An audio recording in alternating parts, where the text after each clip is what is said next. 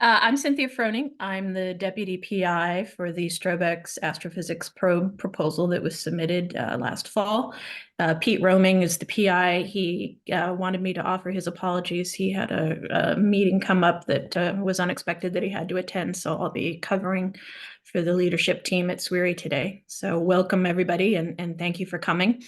I look forward to talking to you about what we've done for the probe proposal and the capabilities of STROBE-X. And I think we can go to the next slide.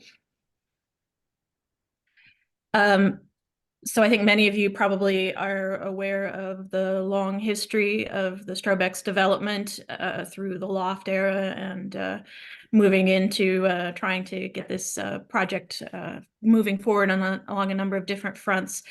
So today I just want to present to you what we developed for the astrophysics probe proposal. We're very excited about the capabilities we were able to develop for that particular call. And I think we've come up with a design, finalized a design that's really a game-changing, next generation mission for high throughput X-ray spectroscopy and time domain and multi-messenger science. STROBE-X will really be unparalleled in its ability to densely sample on time scale that range. A bit of a stroll about, yeah. We need people to mute if they're not talking. Can you mute everybody, Tom? Good. Yeah. All right. Unparalleled laboratory for probing objects with very dense sampling. We'll be able to probe everywhere from time scales of microseconds to years long sampling of variable targets. Between the main science cases of the proposal team and the geoscience that will be enabled, we are able to address all three of NASA's astrophysics science objectives, and we combine both of the highest priority sustaining activities in the U.S. Astro 2020 decadal into one platform. We'll be able to address both. No, I'm not. No, really, everybody needs to be muted. in one facility. So both the possibility for next generation X-ray probe class mission and a time domain and multi-messenger astrophysics. As you'll be hearing from everybody later, this is really going to be addressing a number of exciting and cutting edge science cases, but particularly I think we've rolled that up into the theme of being able to probe physical conditions right at the heart of the most extreme astrophysical environments. But the flexibility of the facility means that it's something for the entire community. More than 70% of the time will go to general observers, and they're going to be able to do a wide variety of science cases, both time domain, multi-messenger science enabled by our wide field camera, as well as the ability to respond to ground-based alerts from other facilities within a matter of minutes, very dynamic repointing capabilities. And we'll be doing over 10,000 separate pointed observations every year, and the science delivered in each of those observations can really be standalone, high priority science. Next slide, please. Paul will be walking you through the instrument capabilities, so I'll just mention here that we have three instruments: the wide field monitor, which will be continuously scanning about a third of the sky at any moment, and then two pointed instruments, the low energy modular array and the high energy modular array, that cover the X-ray wave band, conducting simultaneous observations from 0.2 to 30 keV. Both of these instruments are major transformational upgrades on the previous state-of-the-art. You can see a representation of the size of the LIMA array compared to the current capabilities of NICER on the International Space Station. And similarly, the large modular design of the HEMA is also a more than an order of magnitude increase in the capabilities at those wave bands over the previous state-of-the-art. So if you think about it, this will be like the step as we're going from the 10-meter class in ground-based astronomy up to a 30-meter collecting area, or even larger for the ELT. It opens new windows into observational science that you aren't able to do previously. Next slide. As I mentioned, my name is Cynthia Froning. I'm the deputy PI of the instrument. Pete Roaming is the PI. We're both scientists at Southwest Research Institute, and we're both have experience in large mission design and implementation. Pete was the PI of the UVOT instrument on SWIFT. I was the project scientist for the cosmic origin spectrograph on the Hubble, that's currently still operating on the Hubble Space Telescope. And more importantly, we're both very career-long time domain, time variable object scientists.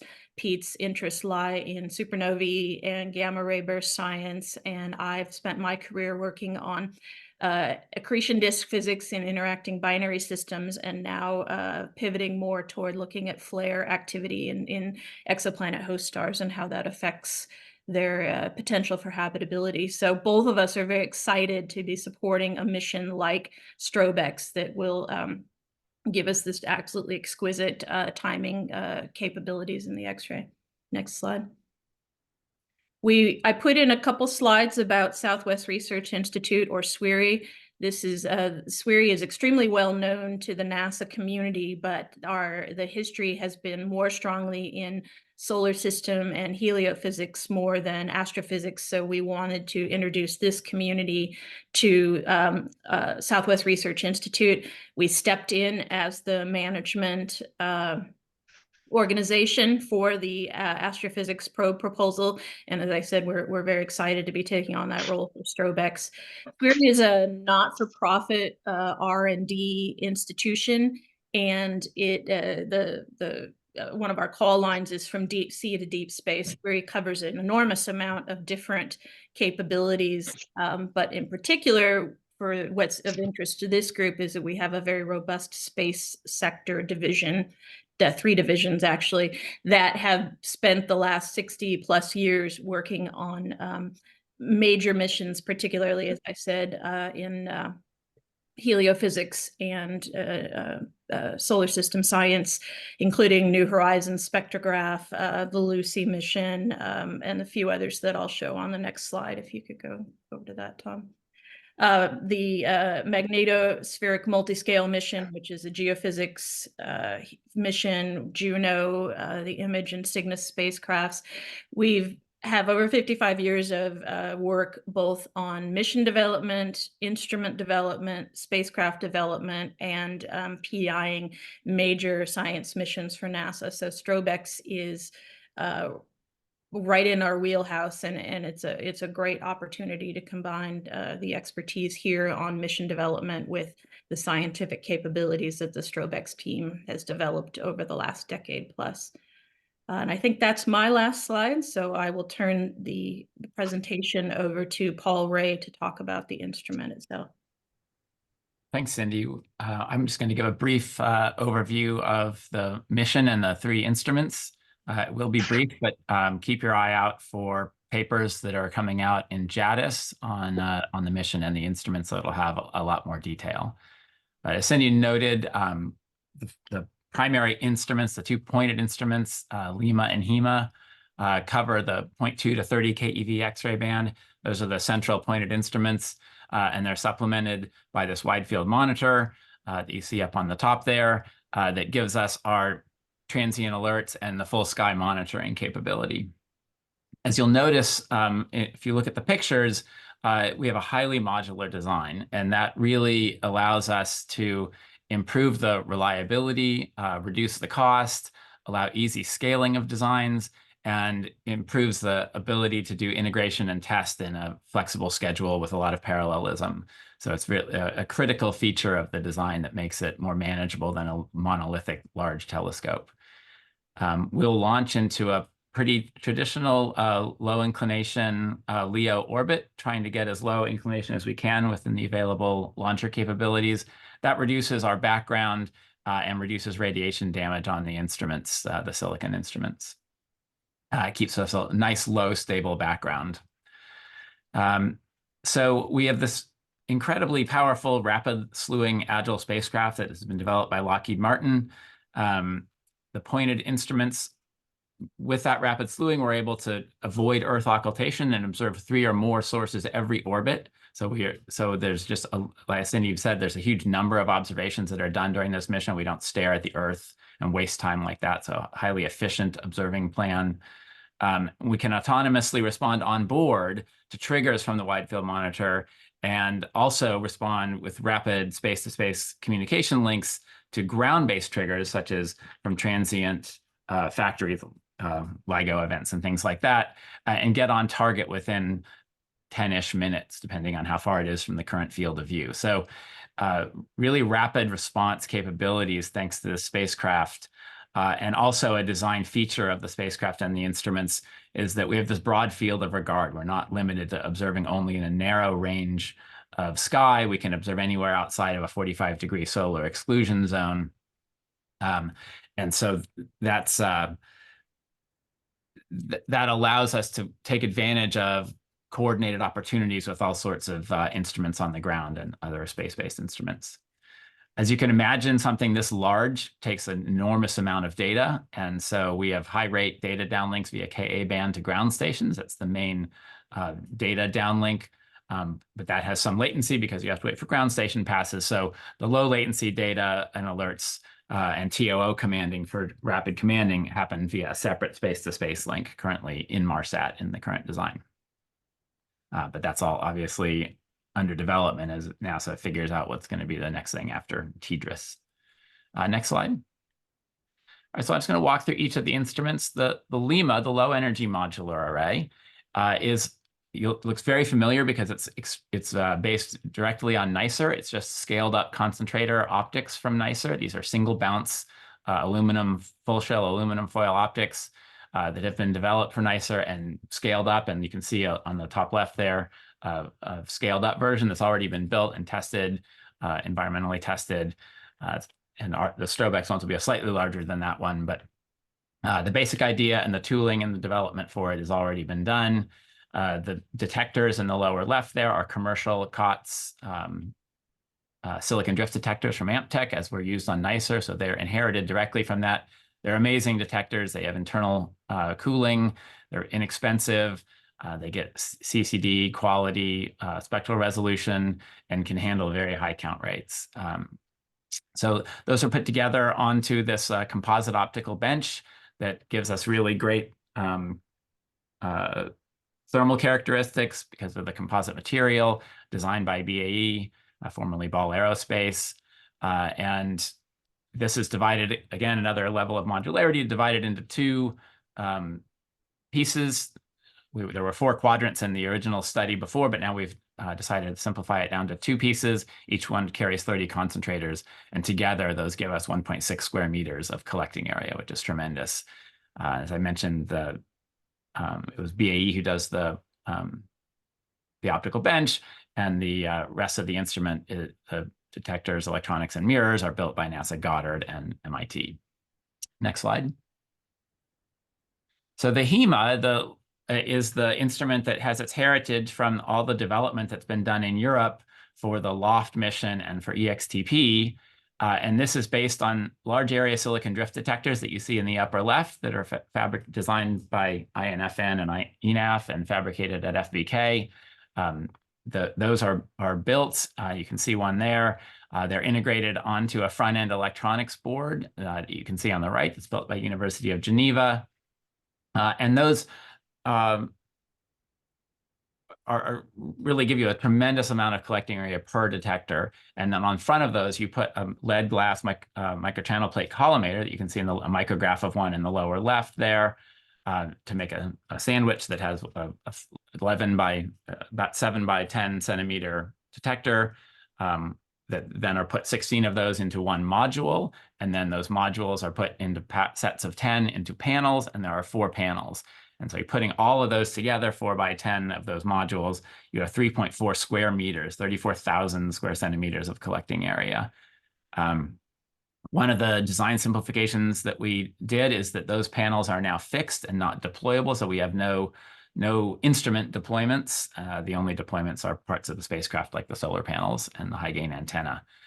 And so this gives us a tremendous amount of collecting area in the 2 to 10 2 to 30 keV band. Next slide. And finally, the wide field monitor uses the same detector technology as the HEMA does, but the strips are narrower because we're using them for imaging instead of just for collecting, for large collecting area. And you can see on the left an exploded view of one of the wide field monitor cameras. Each of these cameras is a coated mask that has high resolution in one dimension and very poor resolution in the other dimension. So we call it a 1.5 dimensional camera. Each camera is paired with another one that's rotated 90 degrees, pointed in the same direction. And those two give you high resolution or arc-minute scale imaging over a large field of view. And there are four pairs of cameras to give 8 total cameras. So again, highly modular. Those cover 1/3 of the sky. So on the top right, you can see the sky with the red lines indicating the full width at half max field of view, and then full width 0 intensity is in blue. So you can see what a large fraction of the sky is covered instantaneously. And then, of course, as the spacecraft splues around doing other pointed observations, you naturally fill in good coverage of the entire sky each day, or over an even shorter time scale than that. These are really impressive compared to some previous wide field monitor cameras because the data come down in event mode. Each event is time tagged to high resolution and has good energy resolution, about 300 eV. So you have good energy resolution, good time resolution for all events. In addition, the data are processed on board, which gives you the ability to do autonomous repointing so that a detected transient that passes a set of criteria will tell the spacecraft to go and get the pointed instruments on it right away.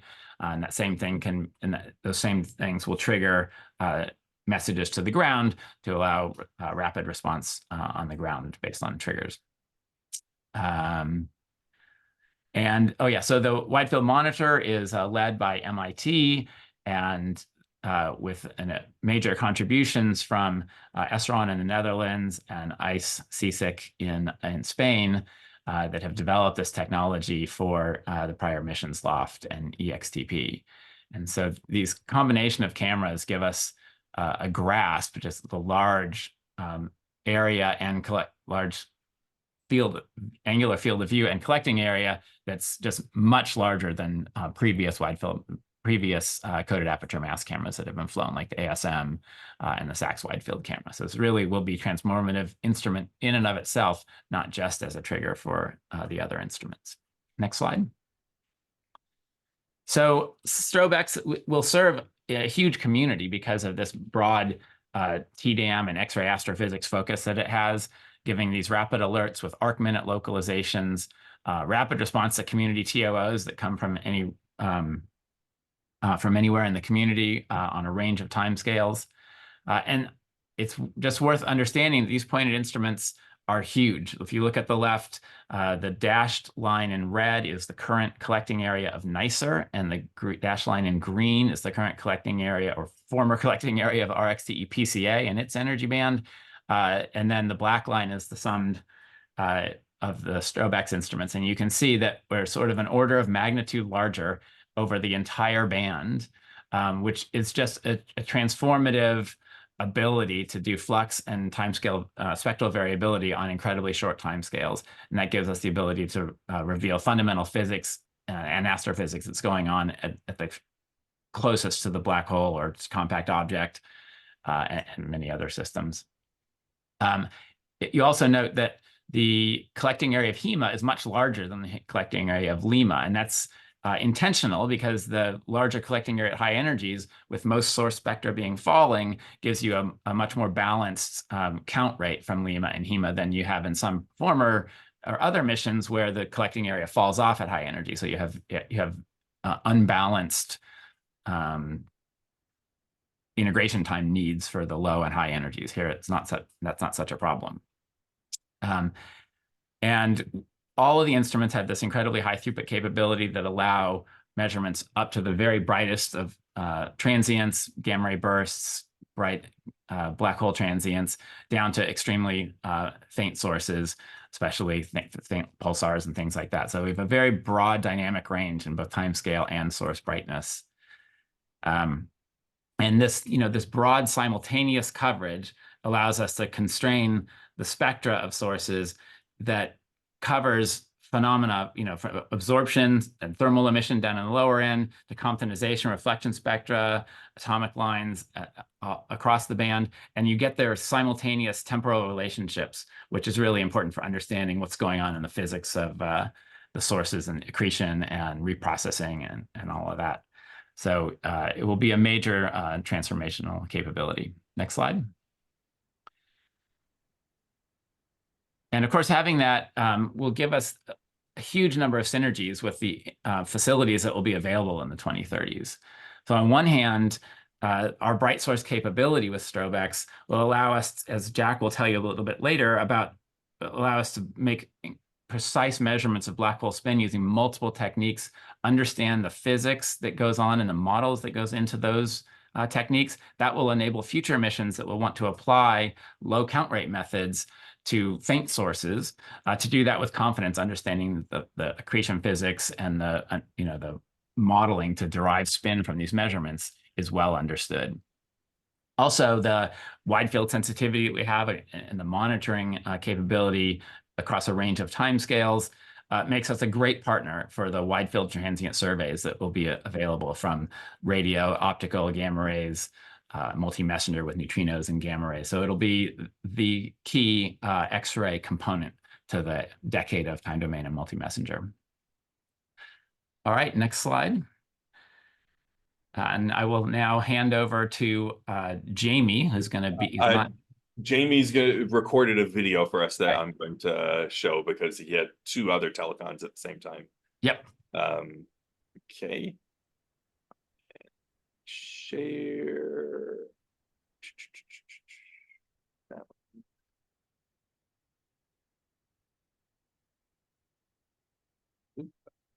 Wait, hold on a second.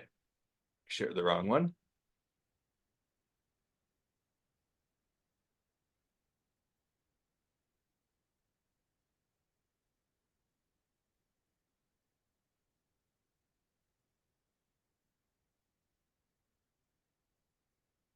Wait, did I do that wrong again? Hold on a second. Sorry about this. I see a start button. I see it. Yeah, I think if you push play, it might work. Okay. Where is the start button? The lower, there's a play button at the lower left somewhere. There.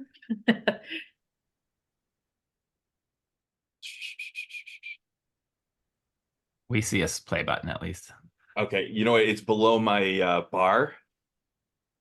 You might need to put it in full screen. Yeah, okay. Try that or hit space bar. Maybe that will make it go.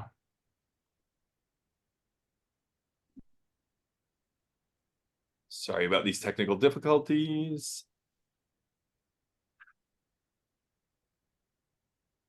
Share.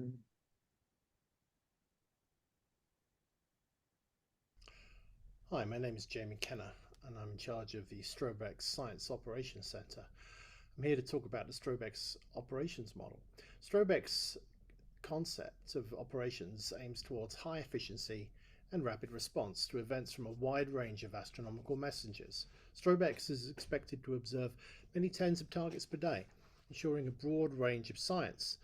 Observing plans will be built by the science operations team every working day and uplinked to the spacecraft on the following day, meaning the latency of getting a target in the observing plan is typically no more than 48 hours.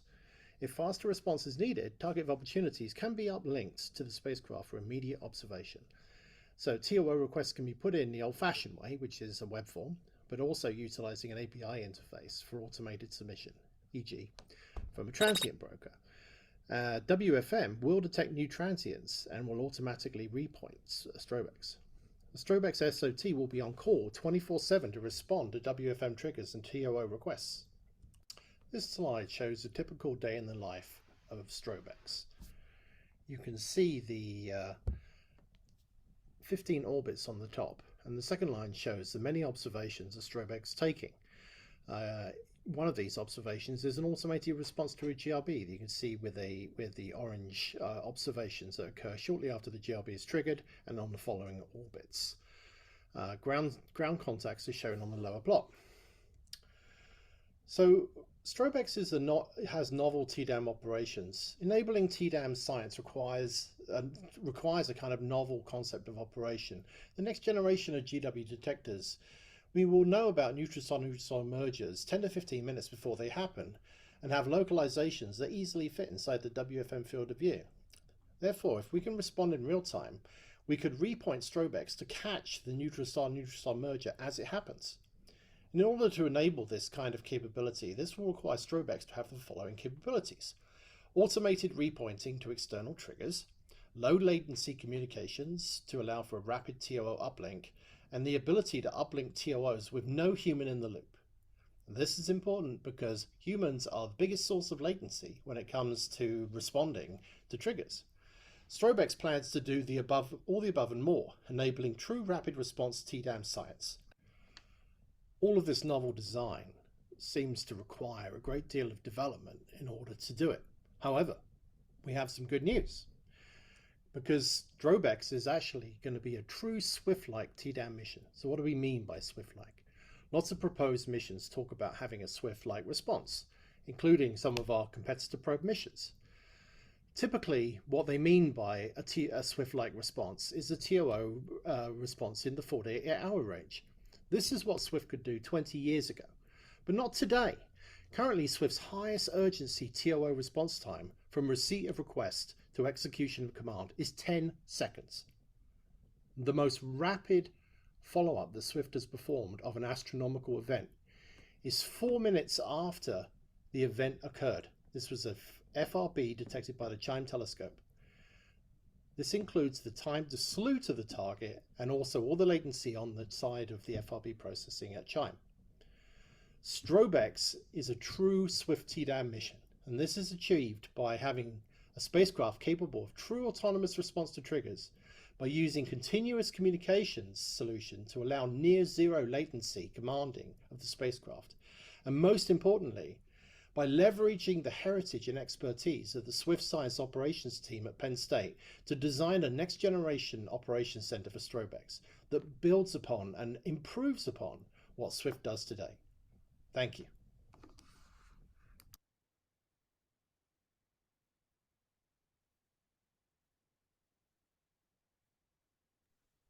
All right, and now we're going to go back to the Google Slides presentation.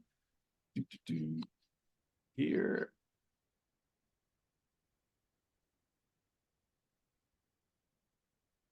All right, and so now we're going to talk about some of the science case aspects of the STROBE-X mission. And so I'm just going to introduce the people who are going to talk about stuff, and then I'll present one thing at the end. So first, we're going to have the time domain and multi-messenger astronomy science case, which Nicole Lloyd-Ronning will present. Then neutron star equation of state, which Anna Watts will present. Then black hole spins, which we'll turn over to Jack Steiner. And then I'll talk about the dynamic universe and the general observer programs. So whenever you're ready, Nicole.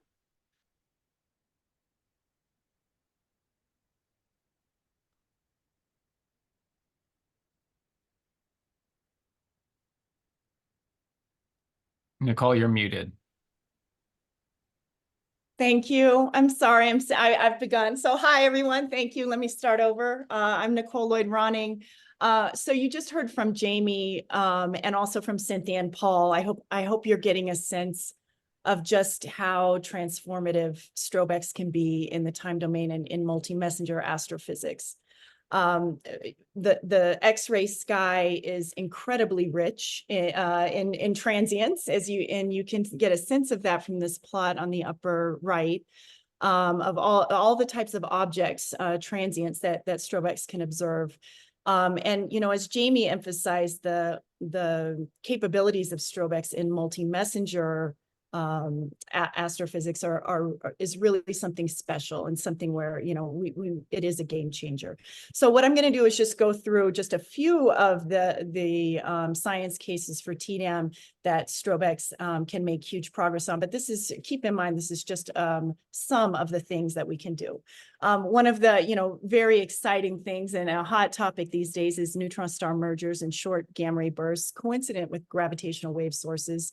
So STROBE-X will be able to detect and localize more than 5 neutron star mergers per year, getting the timing and the position to the ground less than 5 minutes after the trigger, with positions of 1 arc minute on the sky. With the next generation of gravitational wave detectors, we can get up to 20 joint gravitational wave and neutron star mergers per year. Something really special about STROBE-X in terms of short GRB physics and neutron star merger physics is its ability to observe the X-ray plateau and really constrain the remnant after the merger. Is it a neutron star? Is it a black hole? How long does that neutron star live? And not just to nearby distances, potentially out to a redshift of 2.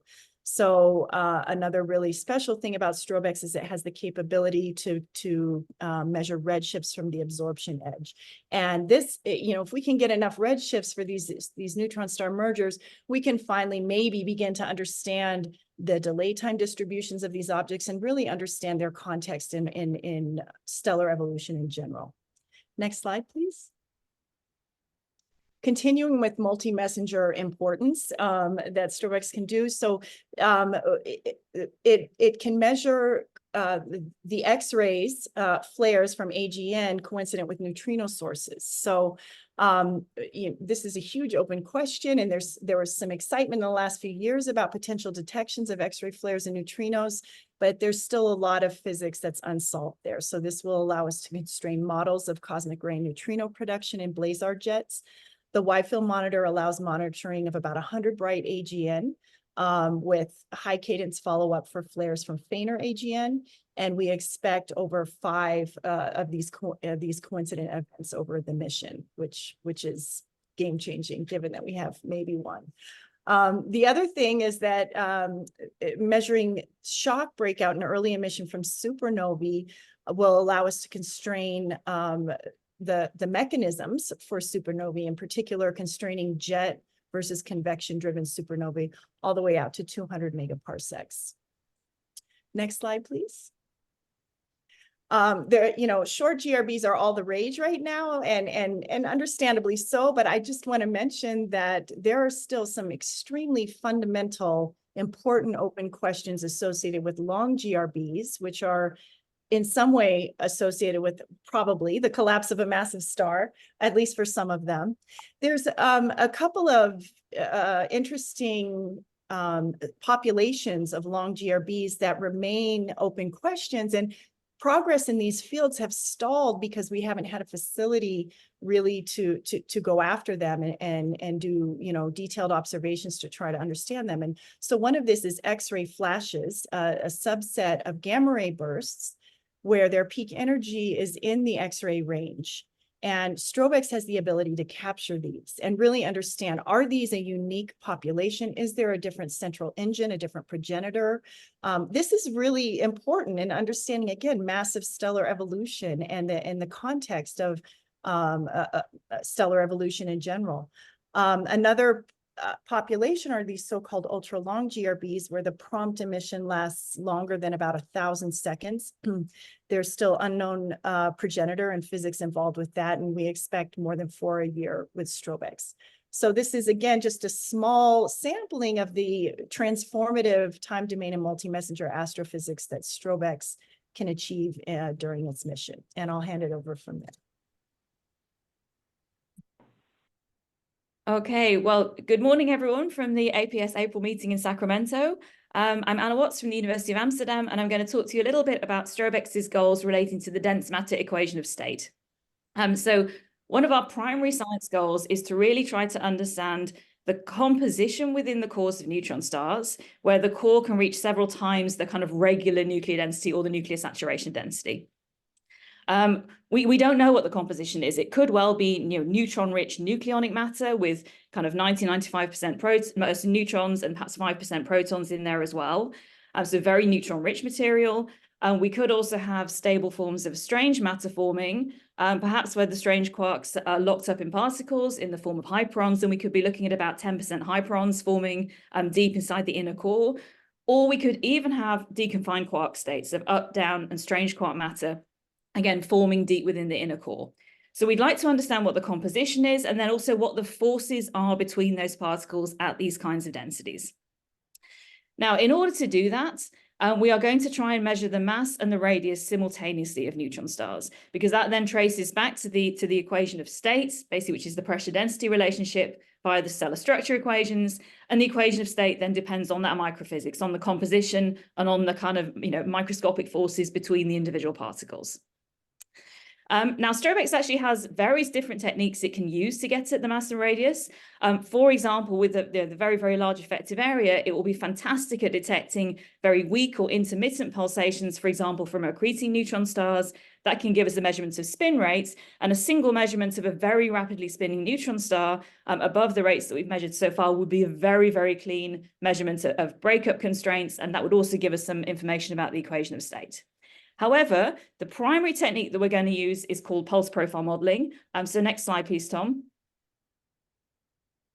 So go back. I wanted the transition. Okay, thanks. Pulse profile modeling is a relativistic ray tracing technique. So what we are doing here is we are using neutron stars that have some kind of asymmetry on their surface.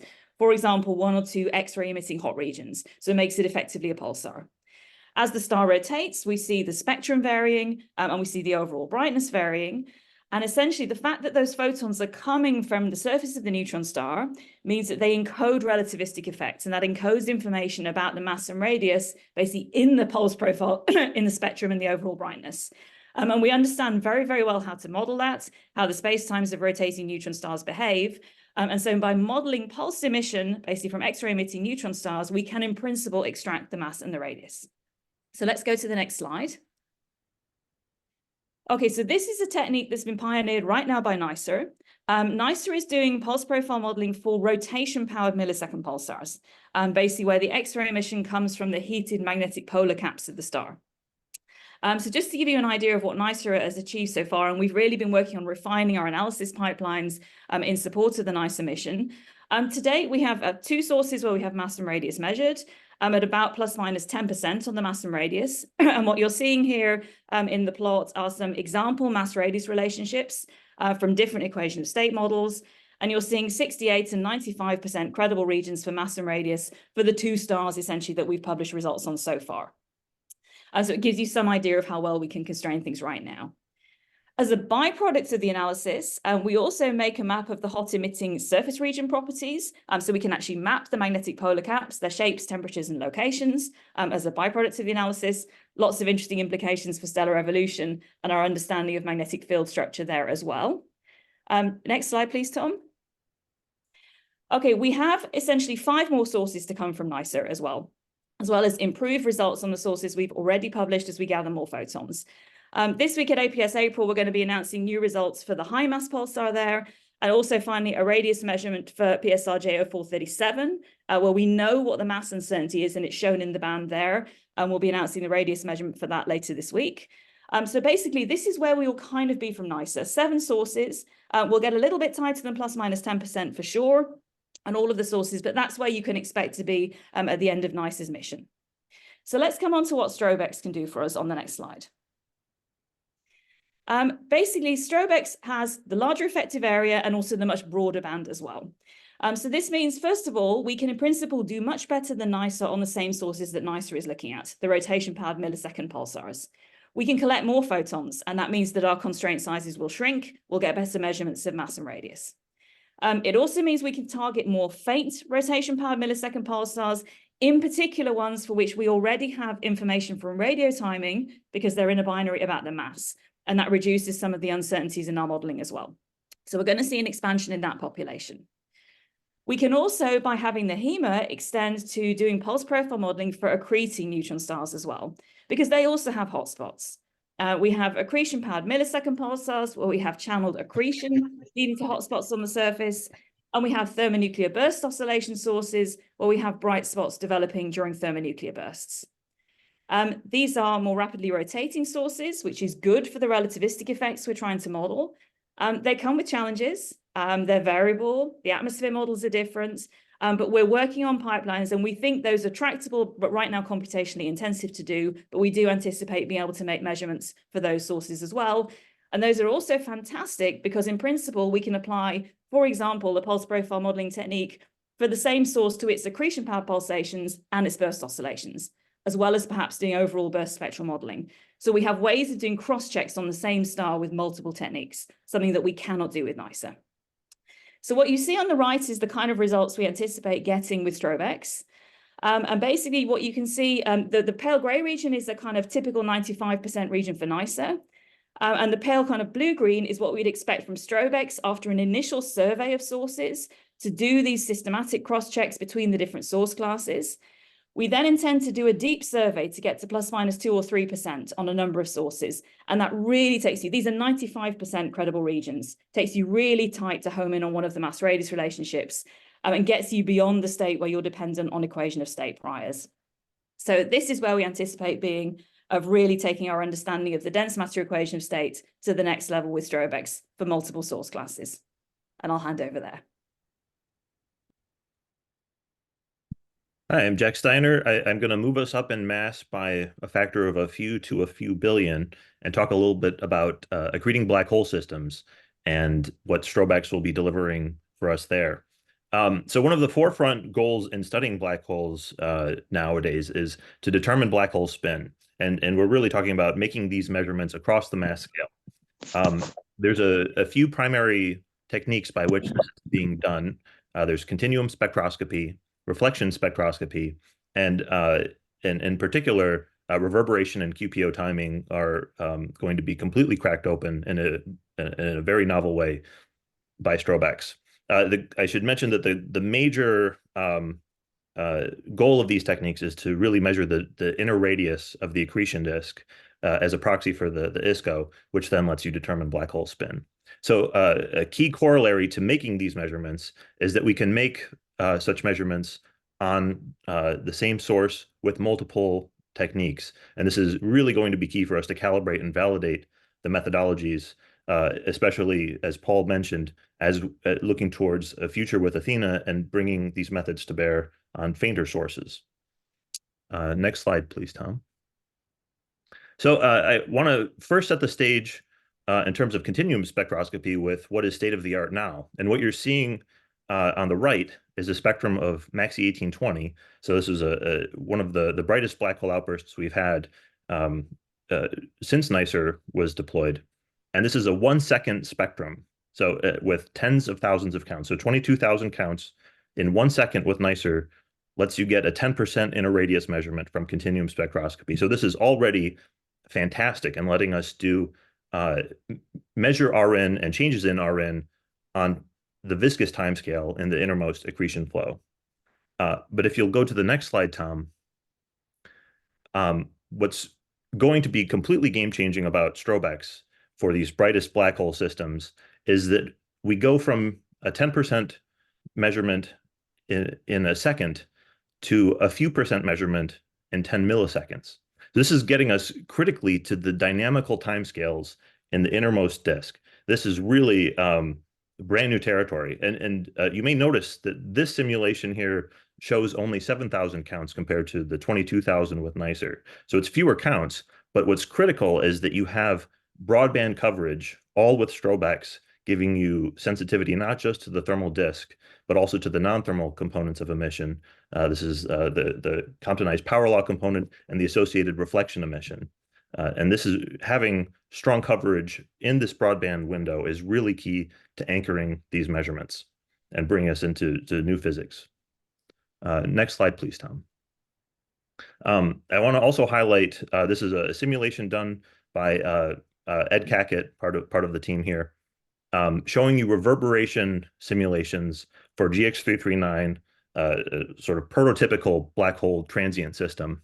And what you're seeing is 1 kilosecond simulations for an assumed geometry in which you have a corona that's either 10 Rg or 5 Rg above the disk. And what you'll notice if you compare those curves just by eye, there's enormous signal and difference between those different curves. So we will have something at the Rg scale of precision and being able to localize the geometry of the disk coronal setup. And this is only in 1 kilosecond with STROBE-X. So we will have not just a snapshot view of this, but we will have a dynamic view of the corona and the disk from this time domain perspective, in which we'll see any evolution and trace it in great detail. You'll also notice that the iron line at 6.5 keV is shown in strong relief. So there's a lot of important constraining power there in terms of getting at black hole spin from the breadth and the response of that key iron line feature. Next slide, please. And something that's really key about reverberation physics is that what really counts is photons per timescale of interest. And when you go to bright AGN, you get many, many more photons per critical timescale compared to black hole X-ray binary. So what we can do already for a system like GX339-4 is astounding, but this shows you what we'll be able to do in the window of AGN. So this is a simulation based on work by Dan Wilkins on MCG-6 3015, sort of classic AGN source. Here there's a flare in the corona lasting about 5 kiloseconds. And what you see is, and this is traced in 1.5 kilosecond snapshots in time. So the same sort of time resolution are very similar to what we have for the black hole X-ray binaries. But what you can see in this case is the flare splashing across different parts of the accretion disk.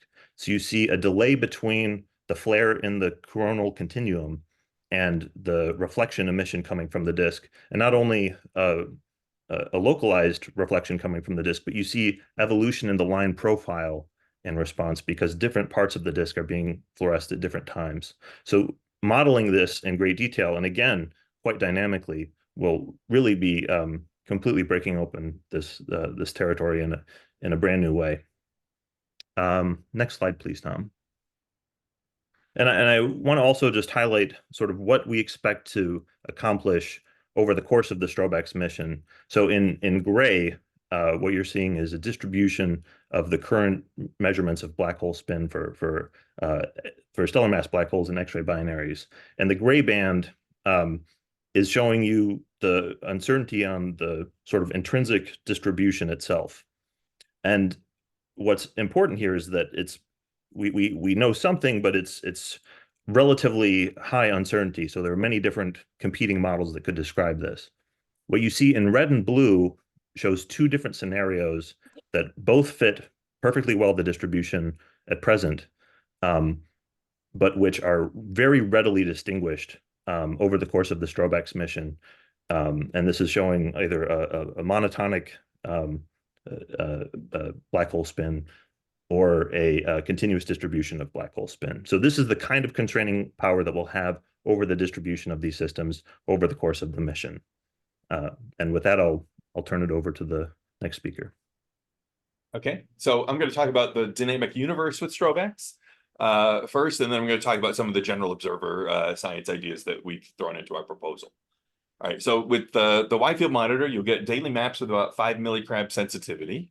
And you'll also have about 5 arc-minute resolution, avoiding confusion near the galactic center that plagues a lot of wide field instruments. So the figure on the left is the maxi map of the sky, pointing to where a lot of the transients are. And you can see it gets very confused towards the center of the galaxy, and it becomes hard to localize the individual transients without a lot of extra work. With the STROBE-X 5 arc-minute resolution, 1 arc-minute localization, you'll know where to look right away. We'll also have the swift-like flexibility and follow-up that Jamie mentioned before, but with the ability to make spectra and power spectra for the discovered sources rather than just to do flux monitoring and hardness ratios. And over years, over the whole mission lifetime, we'll be able to stack up these wide field monitor maps and make the best medium energy X-ray survey ever made. So this will blow the RXT SLU survey out of the water both in terms of sensitivity and in terms of localization of the sources found. It'll also be significantly better than eROSITA in the 2 to 30 keV band, and better for content-thick AGN, both from having the hard response and from the fact that we'll have the ability to measure iron lines for strong iron line sources. Okay, so I'm going to highlight 2 of the guest observer cases, and I'm going to kind of flash the rest of them so that we have time for questions. So the one on the left is illustrating the effects of coronal mass ejection on planetary habitability. And so STROBE-X's wide field monitor covering a third of the sky is going to be quite sensitive to stellar flares. But because it only goes down to 2 keV, it's only going to be sensitive to the most extreme stellar flares. Most stellar flares peak well below 2 keV and won't show up in our band. And I think this is actually, in some ways, a feature rather than a bug, because it means that anytime we get a stellar activity flare with STROBE-X, it's going to be a really interesting one. And because we'll be able to slew to that star rapidly and then use the LIMA to follow it up, we'll be able to determine whether the X-ray emission was suppressed and then popped back up after the system restored itself after the coronal mass ejection. So we really have a great opportunity to get information about the rates and spectra of coronal mass ejections. And we'll also be able to use these as triggers for searches for exo-aurorae, either using emission lines in the optical band or using radio searches. Okay, on the right, I have a figure illustrating how we'll be able to try to understand the jet disk coupling. So with missions like RXTE, there was pretty good work done on understanding a radio X-ray correlation on very long time scales that tells us that the disk is powering the jet. What there's been a little bit of work done on in recent years, and this is highlighted by this figure from a paper by Alex Fedorenko, is to study this on rapid time scales, going all the way from the optical through the radio bands. And the idea is that if the disk luminosity increases, that increase in luminosity propagates up the jet, and you see with different time delays, different bands of emission popping up. The really rapid stuff, it turns out nicer because it has a soft response, is just okay at doing this stuff. We really need something with a harder response and that is more sensitive in order to get the X-ray variability on rapid timescales measured precisely. And then for some of the slower stuff like the radio, if we're looking at really bright sources, we may be actually able to get those measurements with the wide field monitor and not just with the pointed instruments. And I think this is particularly interesting as we're coming into an era where we're going to have a lot more facilities working at some of these long wavelengths that are good at time domain astronomy, like next generation VLA, square kilometer array, and some of the microwave background projects coming forward in the future. All right, and then I wanted to talk about a few of the other things that STROBE-X will be good at. So tidal disruption events. For detecting the jetted tidal disruption events, the wide field monitor will be a great factory of events. And then for following up tidal disruption events, both of the pointed instruments will be excellent. And so there are a couple of tentative detections of quasi-periodic oscillations in TDEs, which, if confirmed, would really tell us something fundamental about what the black hole masses are, what the black hole spins are, and where the emission is coming from in the X-ray band. And those kinds of measurements would be easily confirmed with the STROBE-X if they hold up. Ultraluminous X-ray source timing. So right now, there are a few ultraluminous X-ray sources that have been shown to be pulsars. STROBE-X has really incredible sensitivity to pulsations. And so it would be able not just to find more of these pulsating ULXs, but to do precise pulse timing that can help find what the orbital periods are for these pulsar ULXs, and maybe even measure spin period derivatives and orbital period derivatives to high precision. For merging supermassive black holes, STROBE-X would be capable of finding the X-ray counterparts, and this may be quite important because a lot of the theory work suggests that these mergers may happen in embedded in high absorption regions, so you really need to work in bands like radio or hard X-rays. And then finally, something that I think people don't know, people probably haven't been thinking about STROBE-X as much about for doing is spectroscopy to measure abundances of elements. And STROBE-X has a couple of unique niches for doing this stuff. So one is that when you put 4 square meters of collecting area out at 6 to 10 keV, you're able to measure high Z elements in ways that nobody has ever been able to try to do before. And so for supernova remnants, for example, that can be really interesting to understand abundance of things like germanium and zinc that may give fundamental information about the explosion engine. And then for clusters of galaxies, we'd also like to know that information. And then the other thing is that with LIMA, we would be able to get the abundances for SMC and LMC supernova remnants in very short exposure times. And this might set the stage for a future mission like LINX to help them understand how to map out the element abundances as a function of position. But just understanding the abundances themselves already gives you really important information about what the progenitor of the supernova explosion was. All right, and so I'll put up the summary slide. And then if you have questions and you haven't already sent them, Paul Ray is collecting those in the chat. Okay, so STROBE-X will capture the universe in motion and allow spectroscopic monitoring instead of just flux monitoring. The capabilities span all the key NASA goals. And this, of course, will be your observatory, not just the observatory of those of us who are speaking. There'll be about 7,000 guest observations per year. And given that STROBE-X has the capability of doing interesting science in a kilosecond, this really opens up opportunities for junior scientists to put in a small proposal and make a real impact right away. And if you're going to the head meeting on Wednesday night, starting at 7 p.m., we're sponsoring a golf tournament on the putt-putt golf course there, which is with real grass. My understanding is people who are into that kind of thing really think this is a big deal. And even if you're not a pro golfer, it should be a great time. Okay, so Paul, are you ready to take questions? Sure, yeah, thanks, Tom. So I have a few questions. I just going to grab from Craig Heinke, asked how far away from the sun the wide field monitor is sensitive to. And I'll let Jean Initzon answer that since he's one of the prime designers of that instrument. Hello. Yes, good question. So the wide field monitor is consisting of 4 wide field monitor units. 3 of them are in a row, going through the pointing of the narrow field instruments, and one is about 90 degrees from that. So imagine that the narrow field pointing instruments are pointing to at a position 90 degrees from the sun.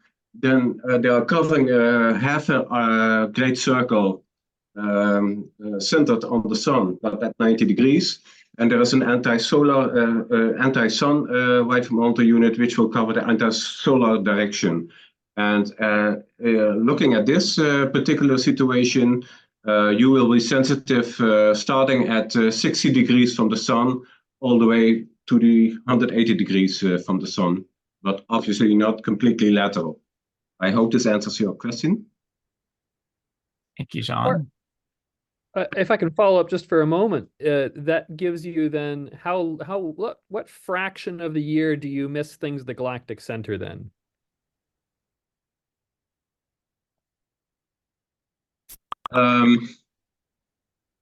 So I think I think about if I should do this out of my head, I think about 10 million seconds will be covered on the galactic center per year. So that's a 30% coverage. Obviously not in one row, but spread over the whole year. Thank you. All right, let's see. I have one for Craig from Anna, or for Anna from Craig. Do the higher predicted count rates from the MSPs, are those sure to break the fitting degeneracy seen in some of the recent nicer fittings from Serena Vincagura's paper? Okay, so maybe. So just to clarify for everyone else, basically this refers to the modeling that we've been doing for J0030, which is the first source that we published on. It's a source without a mass prior. The original paper that we wrote, we found one preferred mode, one preferred geometry, one preferred mass and radius. When we added in background constraints more recently, this is what was in Serena Vincagura's paper, we actually found 2 modes, different hotspot geometries, so different magnetic field configurations and different masses and radii, which is always fun. We are going to be testing that out with better, nicer data and better background constraints to see if that still holds up. But it is quite possible that with fantastic data, we still have 2 modes with completely different geometries. And then what we'd be trying to do, I think, is break it apart using the geometries and the consistency with multi-wavelength emission for gamma ray and radio instead. However, if we're able to get more sources with mass priors, those seem to be less prone to this kind of degeneracy. So one other thing we can do is basically take those sources where we have masses, and that's more accessible with STROBE-X, and then look at those two modes from the other sources and say which one is more consistent. And can we break them apart by looking then for consistency in terms of the mass, radius, and geometry than with the other sources? So possibly indirectly, maybe we get lucky and it breaks them apart with better data, but I think it is possible that it doesn't for the sources where we don't have mass priors, but then we use the other ones in order to do it. Thank you. We're running late, so I want to just maybe go one or two more really quick ones. Nanda Rea asked me if how the grasp I showed at the WFM compares to the Einstein probe WFT. It's much larger than the Einstein probe WFT, but it's not really a fair comparison because they have about 1 square centimeter on any one field of on any one point on the sky, but much lower background than a coated aperture mass telescope. So yes, it's much larger, but that doesn't mean it's more, the sensitivity for point sources is not as good. So I don't think it's quite fair to compare them. And they publish theirs in square centimeters, square degrees, where we publish ours in steradian. So I had to do a quick conversion there. Well, the other thing is the Einstein probe is much softer response, so it's better at different kinds of sources, right? Yes, that's right. Right. So the different, different So collecting areas and different spectra that makes like for some of the gamma ray burst science will be way better. Right. And there's one last question that was for Nicole, mainly about from Nanda about black binary neutron star mergers. She had to leave to a class, and we're out of time. So Nanda, if I can just we can send you an email or answer you on Slack if that would be good. I'd like to just close it out here and really thank everyone for joining, and hope that you share our excitement about STROBE-X as a mission, and we look forward, all of us, to talking to you at head meeting for everyone who's there. So really thank you all for joining, and we will try to post this recording on the website for anyone who didn't get to see it. Thank you. As a Central Texas resident, I apologize in advance for next week's weather forecast. We'll keep Wildfires. Thanks, everyone.